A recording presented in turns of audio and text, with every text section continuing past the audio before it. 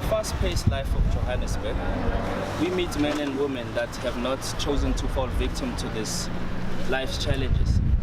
There's an old saying that goes, one man's trash is another man's treasure. We went to the gruesome township of Alexander to find out how these men and women try to overcome unemployment and poverty by recycling what we call waste and unwanted goods.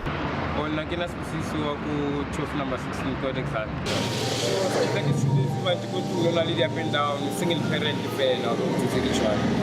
so then ukika za manyana, ukika kanganyana kaya kutungu, then kaploma kutungu suma tennis, then so then kapita kawunzo. We accuse them of pollution, scratching the expensive paint jobs on our cars. Yet these men and women risk their lives moving through traffic, dragging our waste. Why do they do what they do? How do they go about making a profit from what we have thrown away? Ushechu thole masinyana hammelambele imali fike ema-contracting lapha abanye abacleanayo bakuthengisela khona wakhiphe esincane la ama ya-20 rand ama-50 rand la ukuzogena maybe ma-200 akufani nokuthi ngihlale ngoba angila-ID ngcola mdonso insimzeni ezokufani ukuze ngithola imali ukubuyela ngigidi yabo eZimbabwe. Are they really a problem to society, or are they indirectly a solution to the pollution? Yeah, kunore ngiphila sharp pass akulula bona basokola bathu. Yeah. Sure, umsebenzi awu athwa babana bayenza zona. So ngabathi uma basibhami basebenza benza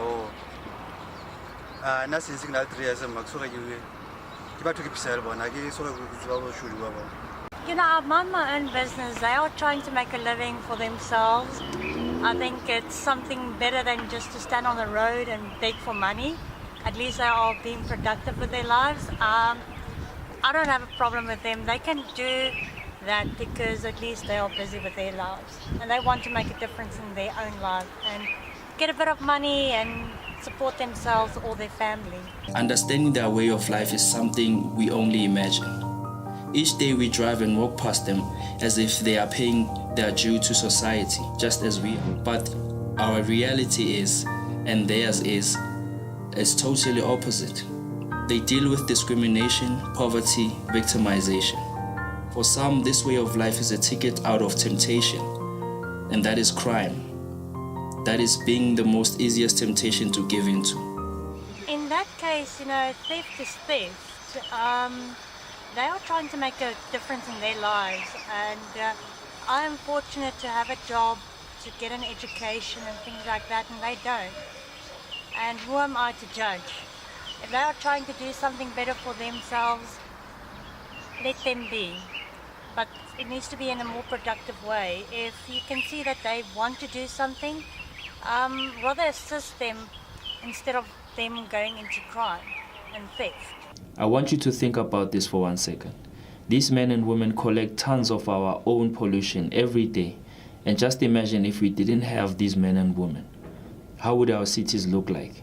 Think about it before you start to judge. How do we assist these men and women to get more support from the public sector, private sector, and from the community at large? First of all, I think and then I think government offer transport How can corporate South Africa get involved to professionalize this industry for a better and cleaner community? That's the question we need to ask ourselves. It is up to you and me to rally behind these trolley pushers for the wellness of our environment and our planet as a whole.